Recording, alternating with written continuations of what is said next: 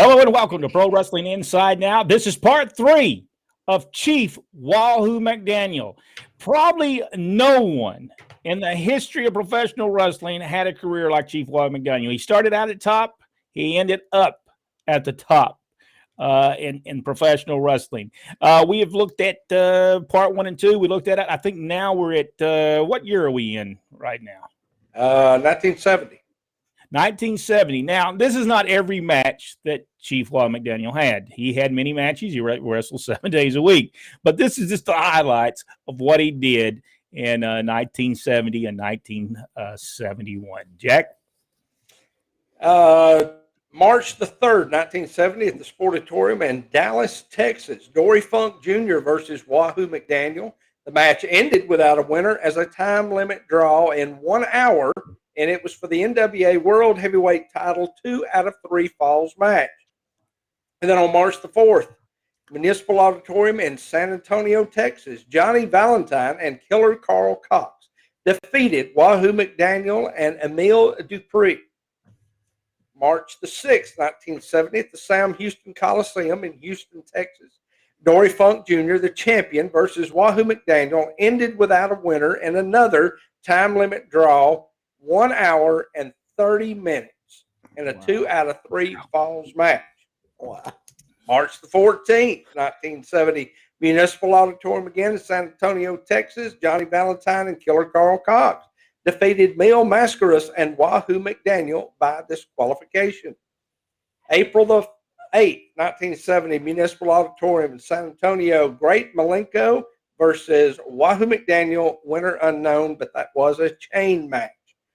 And then June the 5th, Sam Houston Coliseum, Wahoo McDaniel, Ernie Ladd, and Mil Mascaras defeated Boris Malenko, Killer Kowalski, and Johnny Valentine in a 2 out of 3 falls match. June the 23rd, 1970, Sportatorium in Dallas, Wahoo McDaniel defeated Bob Orton. Lost my list there. July the 3rd, 1977, Houston Coliseum in Houston. Ernie Ladd and Wahoo McDaniel defeated Boris Malenko and Bob Orton in a 2 out of 3 falls match. And then September the 9th, 1970, Municipal Auditorium in San Antonio, Killer Carl Cox and Mike York, the champions, defeated Wahoo McDaniel and Mr. Wrestling to retain the NWA American Tag Team titles.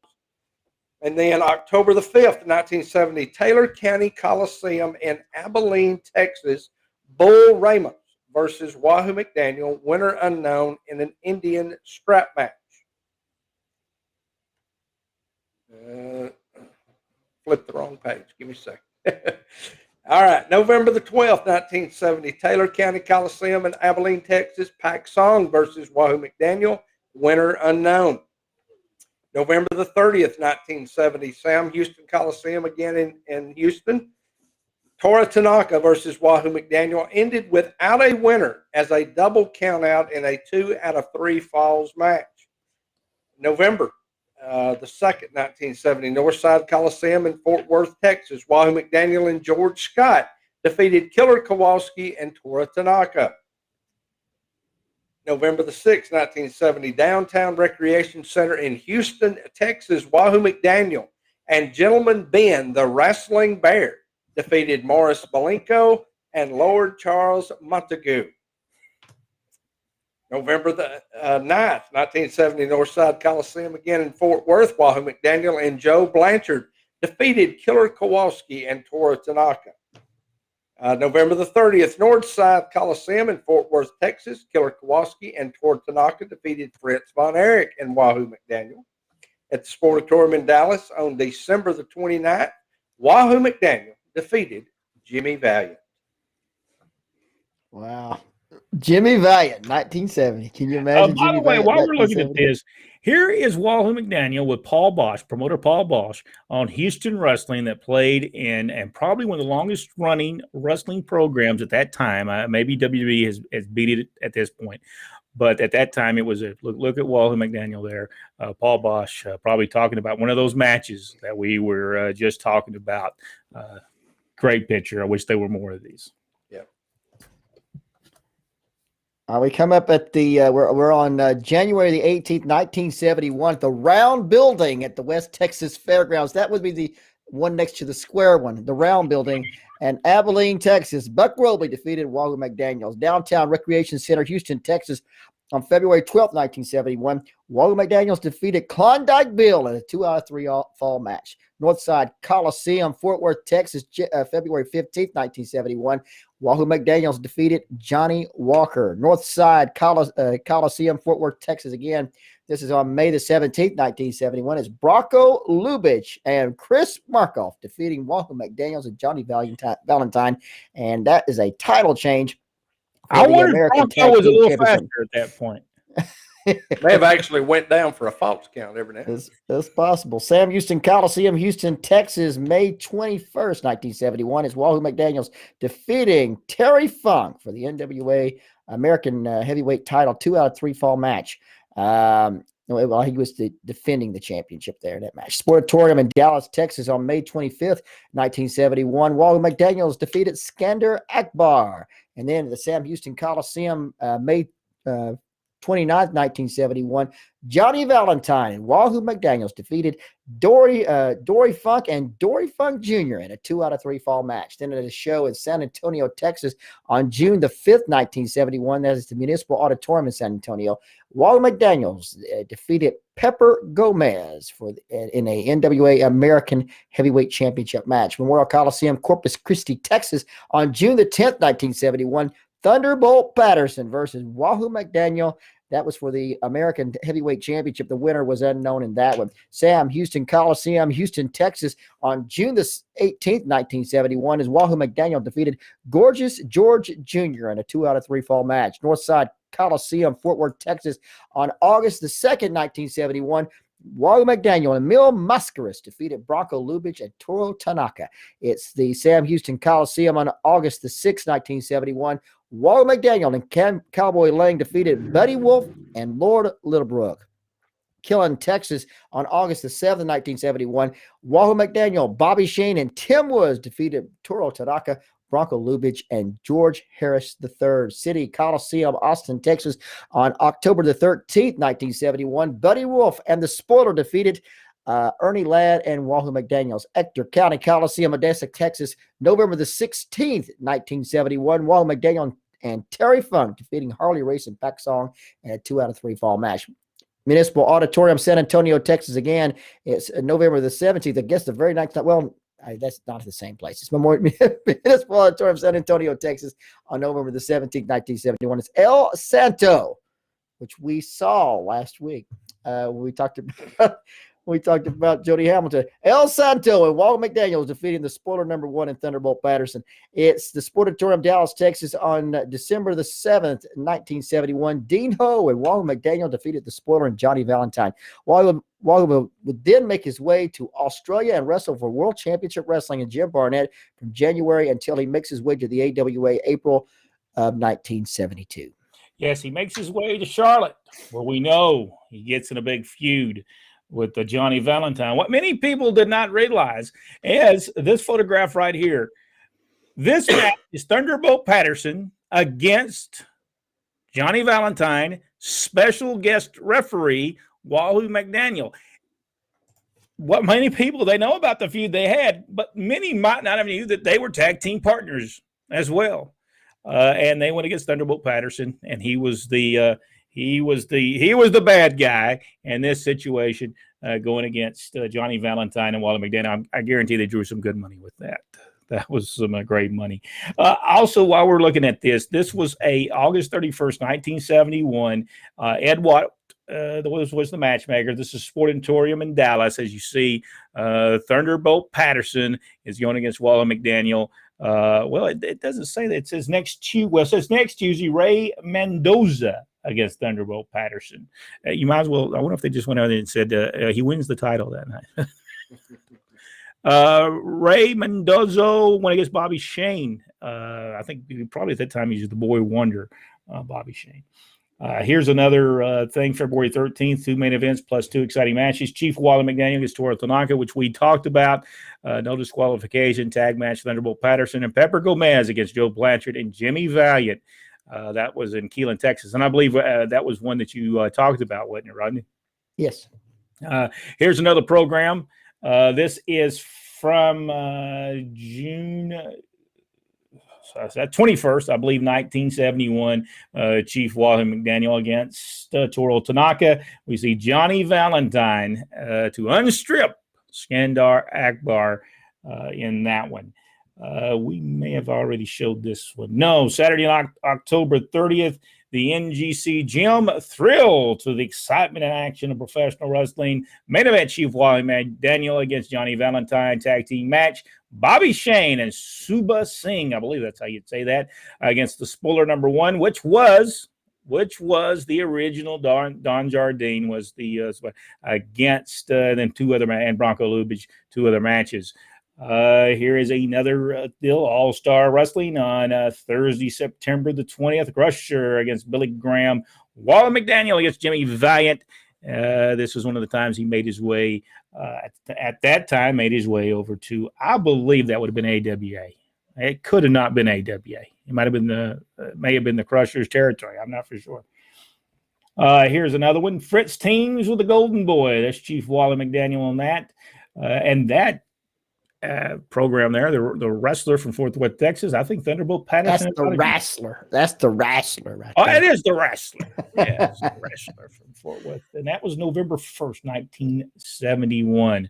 Von Erich and Wolf meet Valentine and Spiller. I'm not for sure who Chief Wahoo McDaniel was. T-Bolt to show Fritz what to expect later. I'm not for sure who Wahoo McDaniels was wrestling on that. Here's a nice photograph side view of Chief Wahoo McDaniel. I believe this one we may have already seen. No, there's the match with Pak Song against Wahoo, the Pro Football Gate, Mr. Wrestling, which was Tim Woods, and the Gladiator against Nick and Jerry Kozak, Salvador Domingo against Buck Robley. Let's see, and here is Corpus Christi, Dory Funk Jr. against Pepper Gomez for the World Heavyweight Championship, Mr. Wrestling against Johnny Valentine. Mr. Wrestling without his mask. Well, he did that a lot, didn't he? No wonder Wrestling 2 wanted to beat him up in Georgia. He might be like Spider-Man. He has to tell somebody so that he can get a date. And there's the Indian strap match. Wahoo McDaniel against Toro Tanaka, plus three other great matches. Ringside 5, Dress Circle 4, Balcony 3, 1971. And it's just some Wahoo just had a storied career. We're going to look at when we look at him again, we're going to look at 1972 and probably 1973, maybe get into 1974. But he has a great run with Mid-Atlantic Championship Wrestling, and I think everybody will enjoy seeing that. And at some point, he makes his way to the American Wrestling Association as well. So very interesting matches coming up with Chief Wahoo McDaniel. Let's go see what some of the our insiders have got to say. Richard Hood said Pepper Gomez was famous for people standing on his stomach. Yeah, they did a lot of angles that way back in those days with him. And I always would hurt them. And they did almost this in every territory they ever did. Every territory every went to, they did the same thing. If it worked, they made sure it worked back then. Richard Hood, Thunderbolt was one of the first black heels in the business. Well,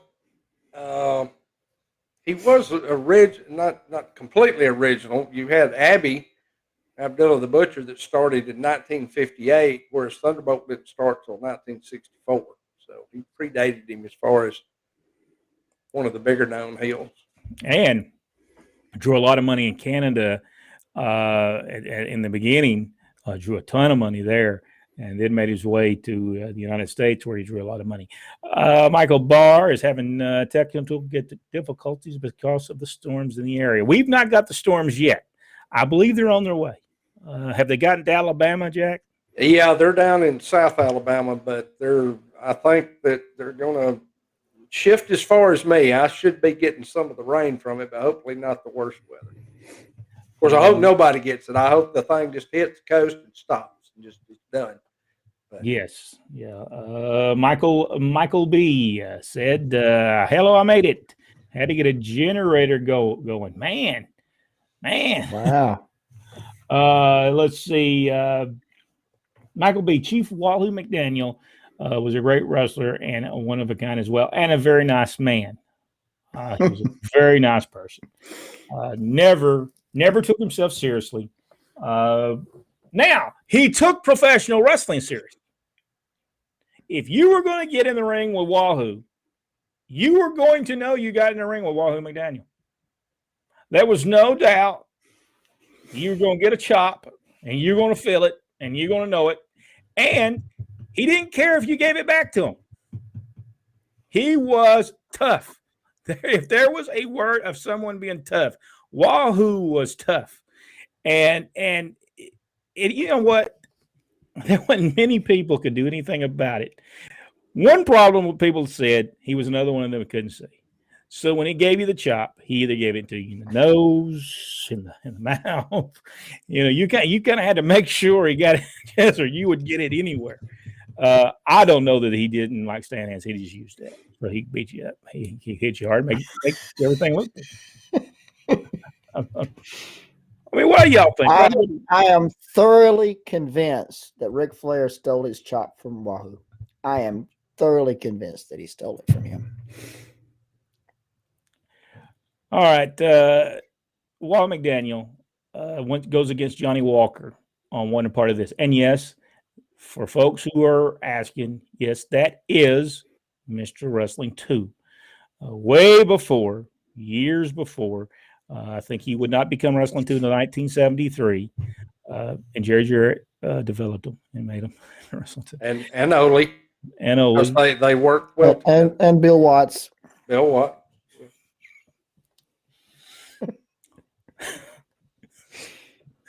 But that is, and you know, that's, I don't think a lot of people realize that, you know, he was a very accomplished wrestler before he gets to become Wrestling 2. Now, Wrestling 2 makes him the name. As we see in this, he goes against Dory Funk Jr. What is very impressive is they go to the Sam Houston Coliseum in Houston, Texas on March 6th. And Jack was telling us 1 hour and 30 minutes. 1 hour and 30 minutes. I don't believe today you could go 1 hour and 30 minutes, but back in those days, you know, they had them people standing. What's your thoughts, Jack? 1 hour and 30 minute match. I did an hour one time, and that was enough for me. I never wanted a piece of that ever again.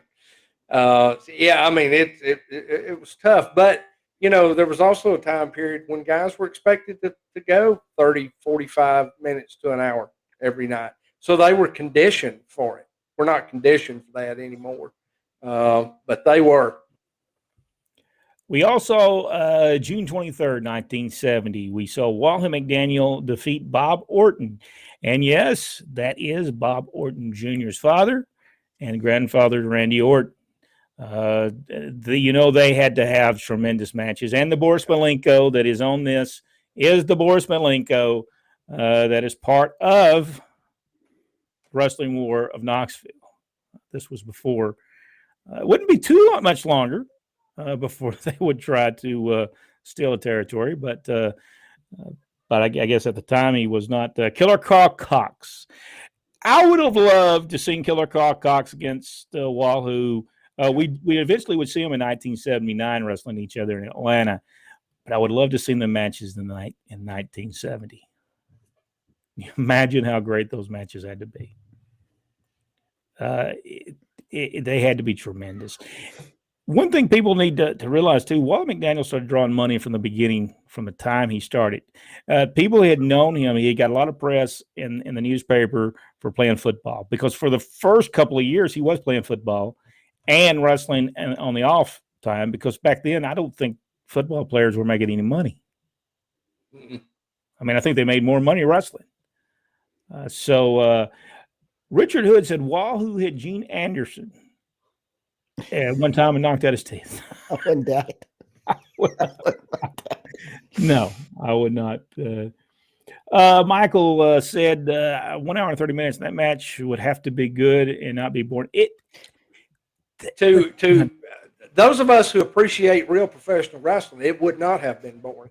In today's society, they probably got booed out of the building, and that is probably one of the saddest commentaries about the state of our business that I know of today.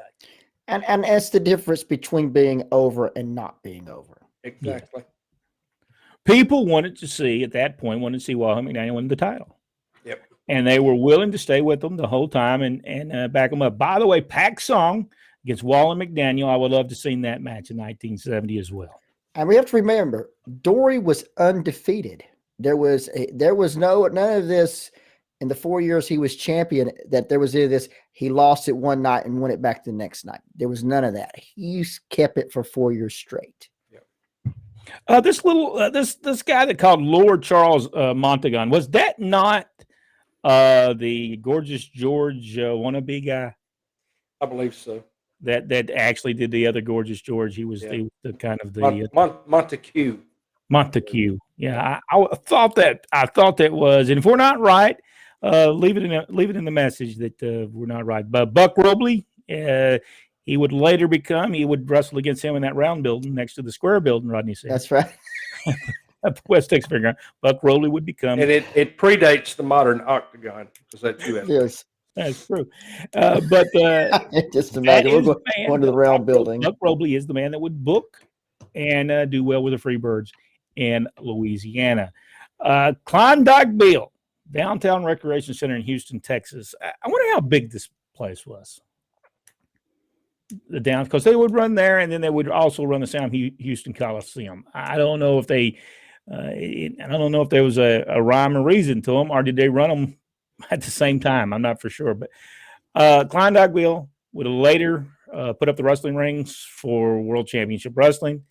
Many times he would fall asleep at ringside while the match is going on. Wasn't he the one that fell asleep sitting in the corner in a tag match? He could have been. Tor Tanaka did the same thing. So I was thinking about. I remember when somebody on this list was one that liked to stand in the corner and he's waiting for his tag, he'd fall asleep in the corner. Tor Tanaka would do that, by the way. Dad said he had to wake him up one time, tell him it was time for him to come in. You imagine? Klondike Bill, though, I don't know how many times I'd have to hit him and tell him the match is over. He's gonna have to, and the referee would always say, "Ring the bell," and I'd look over, and he'd be. When Bill Dudley was doing Sir William, he would hit him with the umbrella. Just, did you ever meet Klondike Bill? Yeah, such a character, such a nice guy, such a character. Tell you some great stories. The one story I know of him is I can't tell on the air. He was still a nice guy in the story, but the circumstances. Is this the one that happened in Chattanooga? It involved a hotel room and a young lady. Yeah. We'll have to tell that story when we're not doing these videos that we're doing them now. We changed it up a little bit, so these are actually every bit of it is being played on there. To Michael B. I cannot imagine falling asleep as a tag team partner wrestling match. I just know Tor Tanaka would do it all the time. Dad had to go back and hit him and say, time. He's sitting there snoring in the corner. That's something. There was some wrestlers that would also take, let's just say, human excrement and put it underneath their arms and grab a headlock too.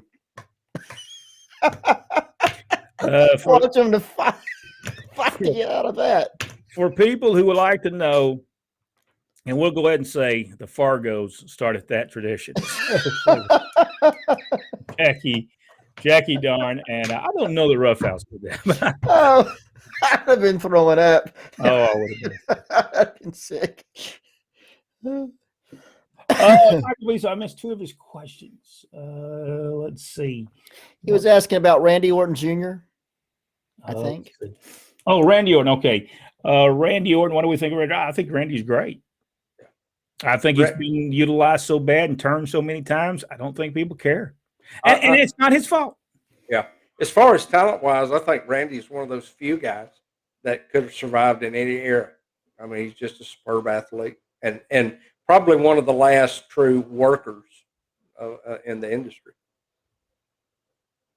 Let's see. I don't see. Rodney, what do you think about Randy Orton while I'm Oh, looking? it's, I've been liking what they've been doing here lately with him. And he's pretty decent. He and McIntyre. It got monotonous for me when I was watching that. But the new stuff with him and the Riddler, pretty good. Yeah.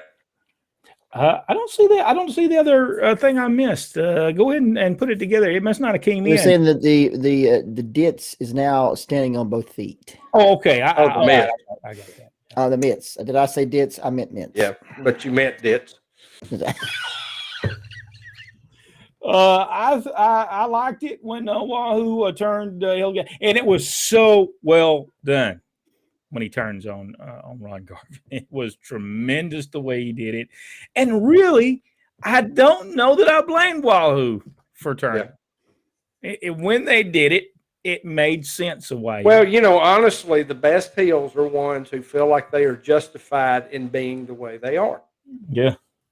And that's the way you should be. You should think what you're doing is nothing wrong with it, no matter what you did. There's nothing wrong with what you did. You were doing the best, and if you did something wrong, you're going to lie out of it and say, "I never did it. That was somebody else." That's where they got that song right. with me. Rick Brooks. I can't get in today's wrestling too many small guys that look like they're from the local high school. Some are. But some of the greatest wrestlers were smaller wrestlers, though. Ricky Morton was not a big man, but was one of the best wrestlers that ever put on a pair of tights. Now, and that's no lie. He was one of the best. He could do it all. He could sell. He could come back. He could do the interview. He was so good at what he did. Danny Davis, tremendous wrestler, was a smaller wrestler, but man, he could go out there and go. Kenny Wayne. Yep. We may not like him on a personal level, but he could get out there and wrestle. There's no doubt. He was a smaller guy.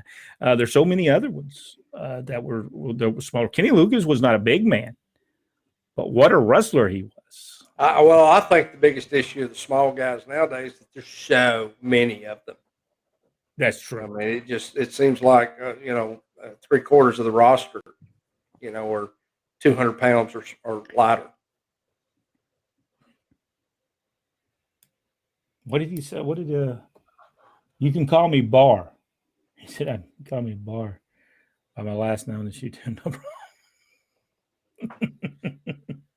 No, by golly, you put B. We're calling you B, BB. That's right. That's right. He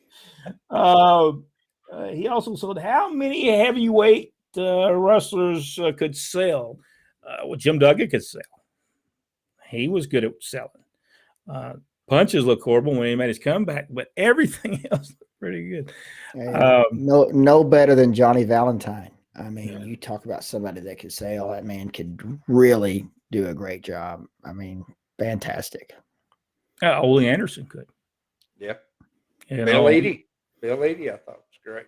Yeah, so there was a lot of great a big man. Ernie Ladd. I always liked Ernie Ladd. He could get hit in the stomach and he'd still grab a hold of this. But I always loved Ernie Ladd. We'd always say that. Look at that. He's gotten hit in the stomach. He's grabbing a hold of. Grab his ear. Grab his ear. Ernie knew how to control the people. And I always liked him. Big guys may not have sold as much as smaller guys, but they're selling mint more. I think in a lot of ways because you just it's the mindset you had. When a big guy finally starts selling, there's a chance he's going to get beat. What's so incredible about Tommy Rich? Tommy Rich at the beginning was about 220 to 240 pounds. Yep. He lost a lot of weight in Georgia when he got to Georgia. So when he first got to Georgia, he wasn't. But by the time 1980 come along, he was pretty slim. And then by 1980 something, he was. Can you imagine how great Tommy would have been if he had gone to the gym instead of waiting till 1993? I know. Oh yeah. There was that brief time period in WCW where they told him, you get in the gym, get your physique worked on, or you're gone. And he had a great looking body on him there for a while. And then when they turned him heel, he just quit. Because his words to me were, well, they don't care if you're fat when you're a heel. Well, obviously they did because they fired him. But that's just me. You know, and this is the thing about Tommy. He could have drew them a lot of money. When Ole and our father Ronnie West was there, and they're the ones that was going to push him. They were going to push him to the top again. That was their whole thought process. But Ole quits. Dusty Rhodes, I believe, takes over from there, and Dusty did not like Tommy Rich. So and I know this because I tried to get Tommy Rich booked for a couple of shows, and he said, "No, babies, I don't think we're gonna do that. I don't think we bring Tommy and Richie in." And I said, "Well, I'm telling you, he'll draw in Cleveland." I said, "Put him in Cleveland. He'll draw that one house. I'm telling you, he's gonna draw for you." No, babies, that's not gonna happen. The dream not gonna bring in Tommy Wildfire Rich. No. I never forget that. There was no other discussion about it. He said no. Michael B said different weight classes in wrestling and weight classes as well, and it would help. When you got it, But sometimes sometimes it just happens that a little guy has to wrestle a big guy. It's just part of wrestling. It's just unfortunate that does have to happen. Anything we need to say more about Chief Wahoo McDaniel before we go? Yeah, that was Andy McDaniel's favorite wrestler of all time. We'll know exactly who his number one's going to be when it comes up, and no wonder he was a tremendous draw in the Mid-Atlantic for Jim Crockett, and it doesn't matter what time he was there, he did good business. Well, he finally starts venturing out away from Texas, and on the next we'll talk about when he makes his way out of Texas and starts going to other territories, and then he really makes a name for himself. Until the next video, on behalf of Jack Lord, Rodney West, make sure you hit that notification bell and watch the video down below, and we'll ask you to subscribe. But watch the video down below and then subscribe, or subscribe first and then watch the video, whichever way you would like to do it. It doesn't take your pick. Take your pick. That's right. We'll see you in the next video right here on Pro Wrestling Inside Now.